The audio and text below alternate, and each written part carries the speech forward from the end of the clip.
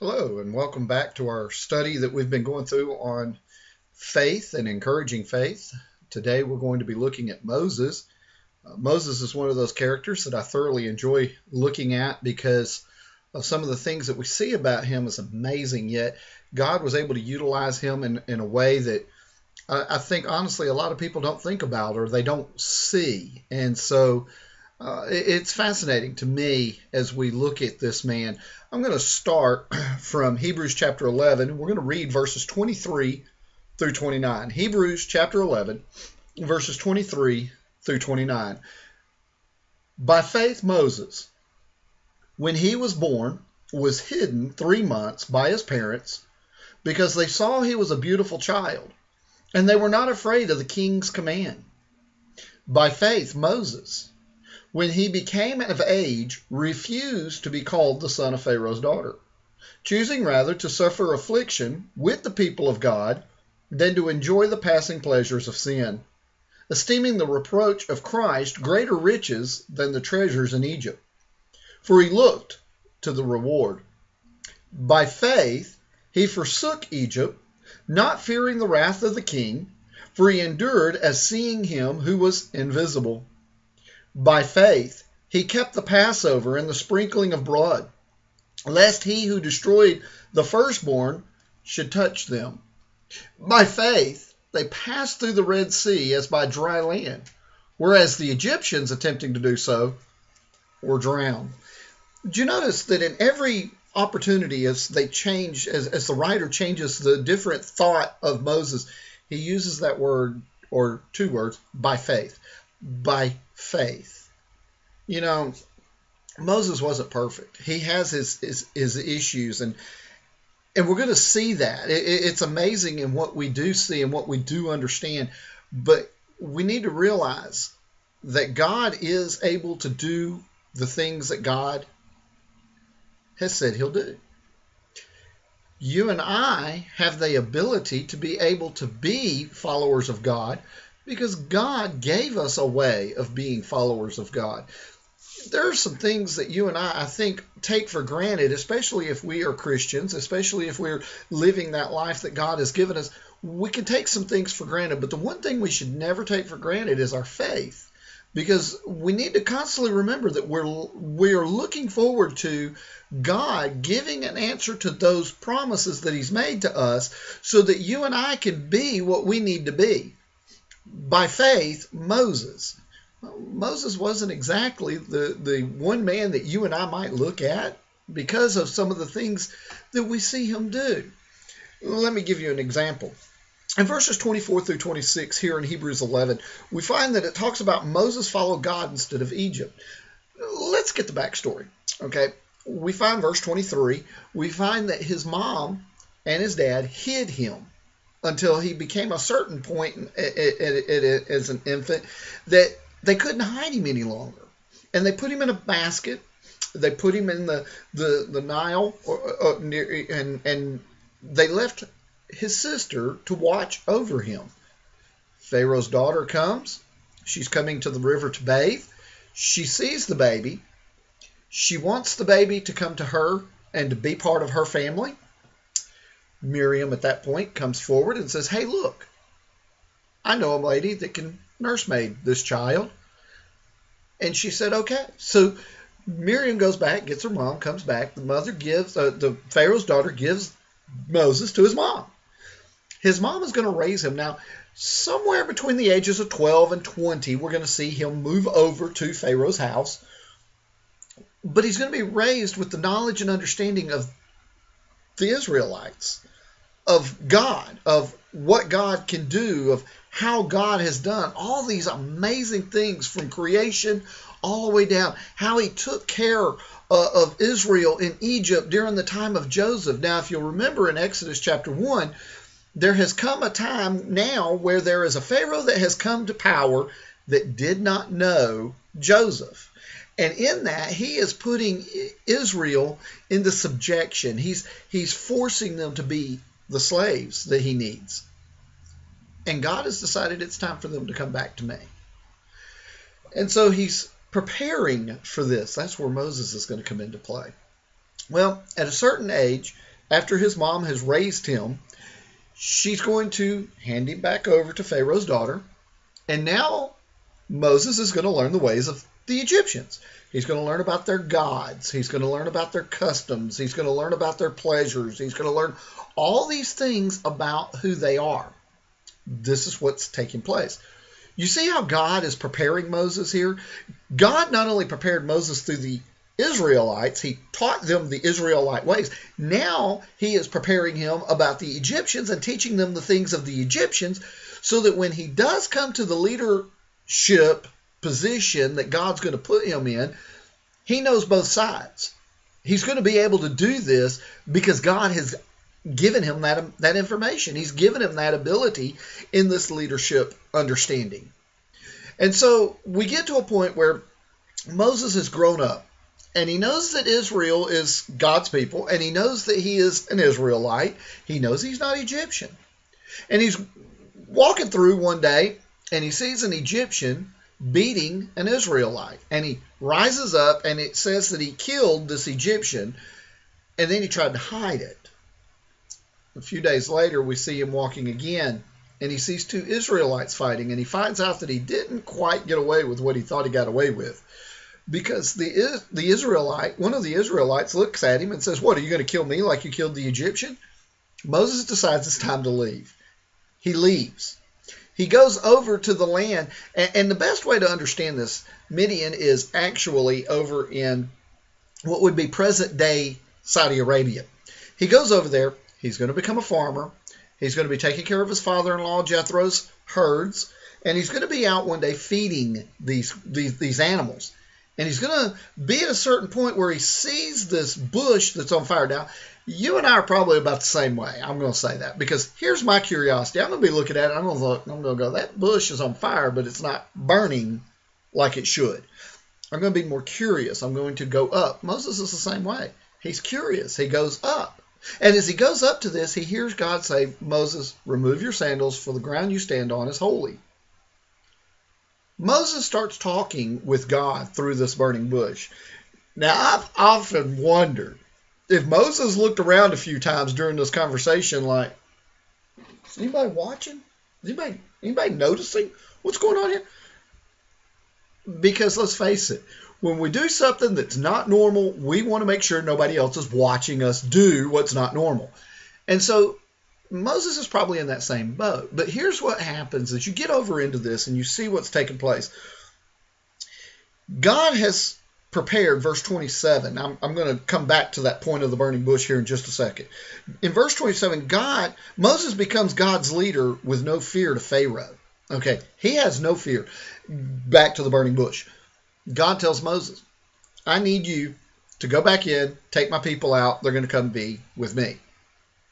Moses is going to do this. I understand there's some stuff we're going to look at here in just a minute. Moses is going to do it. He's going to go back. He's going to bring Israel out through various ways and having to teach Pharaoh some lessons. Pharaoh's going to end up losing a lot of stuff out of this, but Moses is prepared. He is now the leader that God desires him to be, and he's going to have him go in and bring Israel out. He's going to have them come out through the Red Sea. We're going to come back to this. As we continue our story here in just a second, we're going to come back to this. He's going to lead Israel up to that Red Sea, and he's going to take them through the Red Sea. Okay? Here's some amazing things. Verse 29, by the way, teaches us this as well. Here's some things. Okay? First of all, in Egypt, as Moses is trying to bring Israel out, there are 10 plagues that are going to be sent upon Pharaoh. The 10th plague is the one that is final. He's had enough. He's letting them go. He's going to let them go out. Now, the night before, they were supposed to borrow, or leading up to this, they're supposed to borrow as much of the riches of Egypt as they can. So Israel is going to leave Egypt with all of Egypt's riches. They're going to have a time where they're going to cross the Red Sea, and the water is going to close in over the Egyptian army.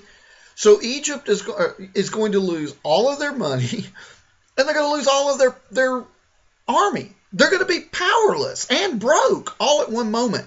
God did this. Okay? Back up again. Here's some amazing things that takes place. God says, go.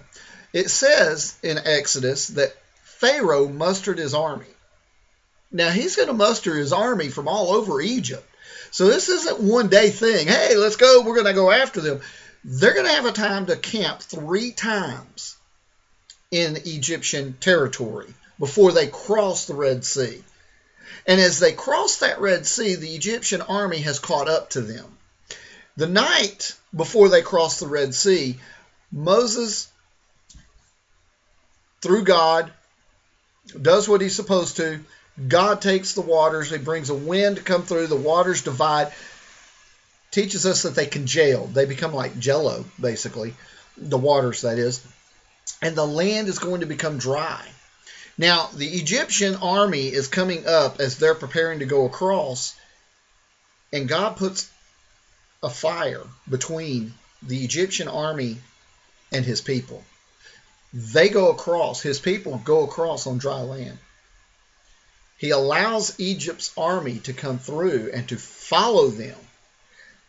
Now remember, they went across on dry land, but it's amazing. The book of Exodus teaches us, as we look at all of this, that the wheels on the chariots began to get bogged down. Apparently the land started getting a little bit moist again because they had a harder time getting them across. They all end up on foot. The water closes down on them. Pharaoh's army is gone. Egypt has lost everything at this point. How amazing. Moses did what God asked him. How amazing. Moses is going to lead the people through the wilderness. We know through the grumbling and complaining and the other things that this generation that is there will not make it except for 2, as we read and understand. That's Joshua and Caleb. They will make it through. Moses will not even get to go into the promised land. We'll look at that here in a second. All right, let's go back for just a moment to the burning bush. Exodus chapter 3, we see Moses before this burning bush.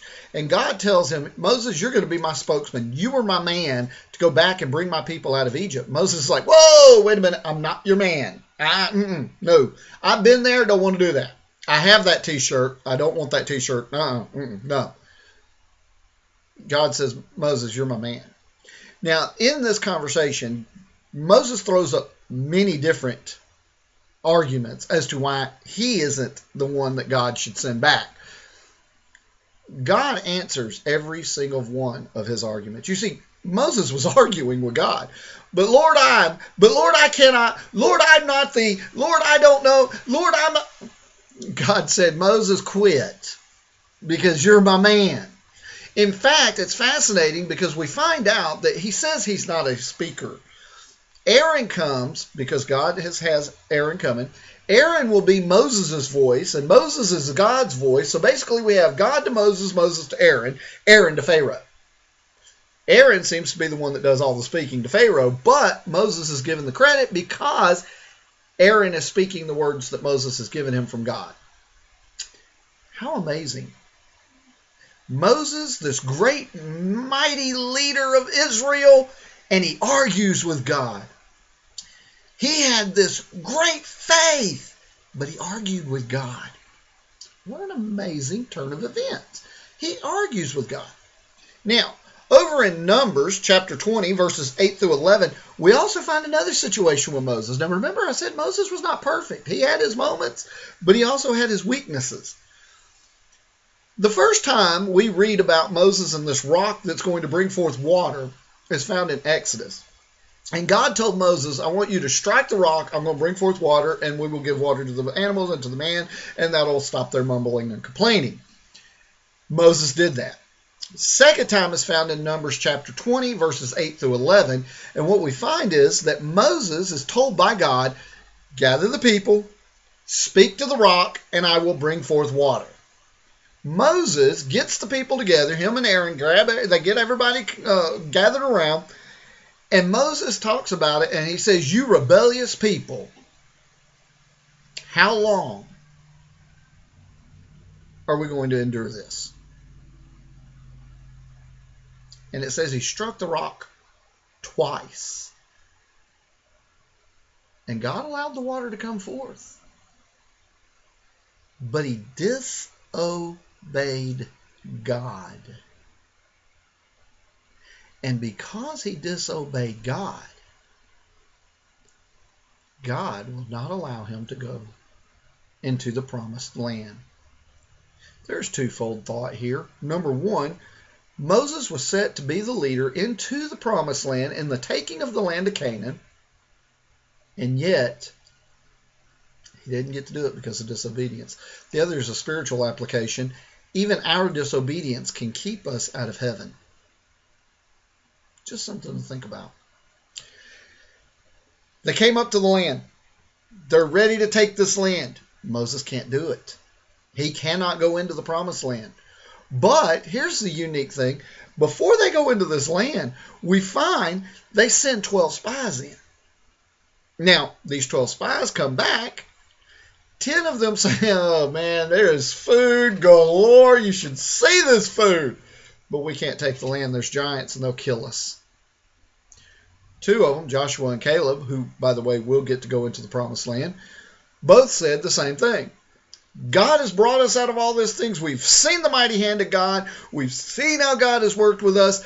God will take care of us. He will take us through. He has given this land to us. We need to go in and take it now.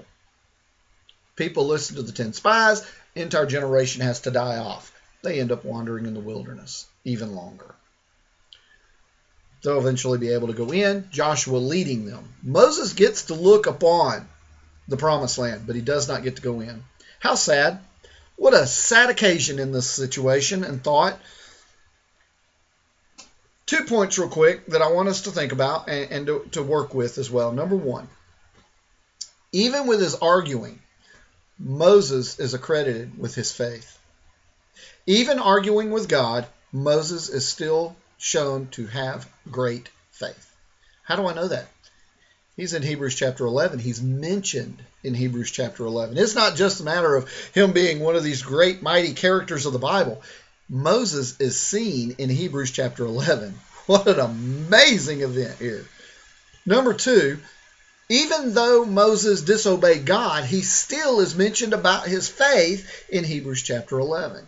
In both cases, Moses, even though he was disobedient, even though he argued, he is still going to be able to be among those in heaven.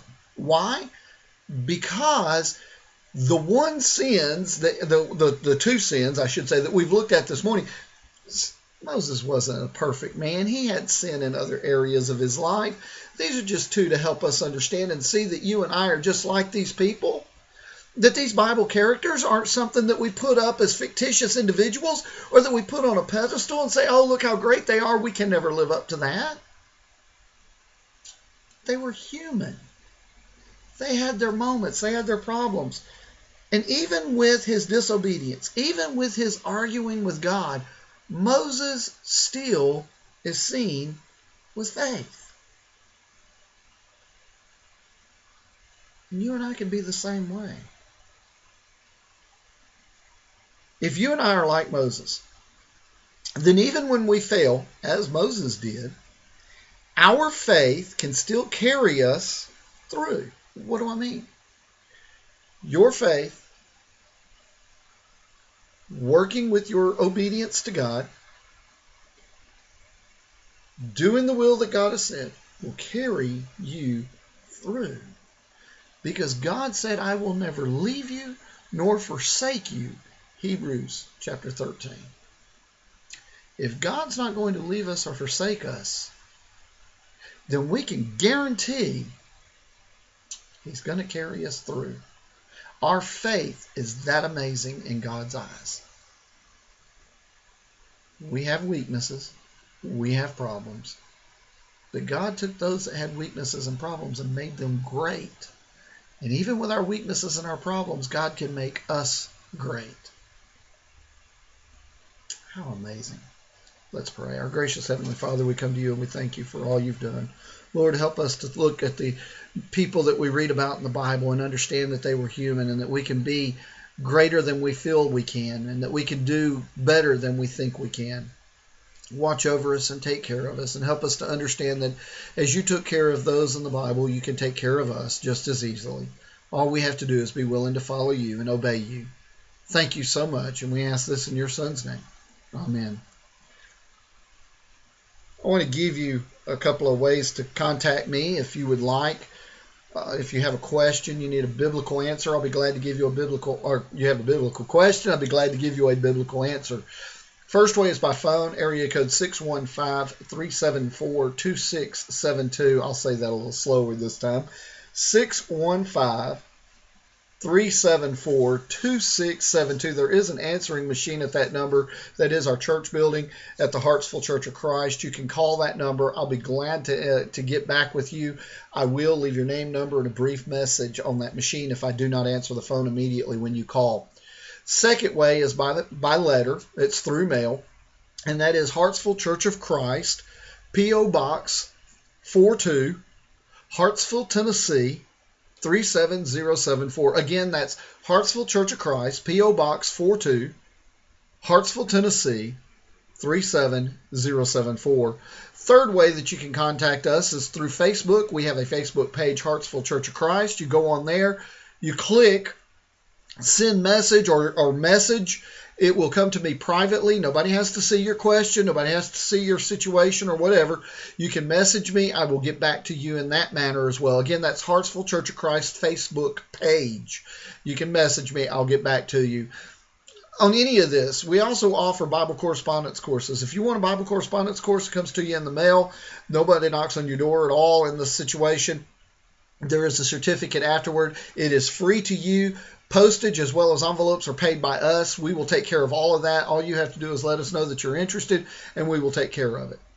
Again, I appreciate you coming and listening, and I look forward to our opportunity we have to study more next week as we look and continue our study in faith. Thank you for joining me.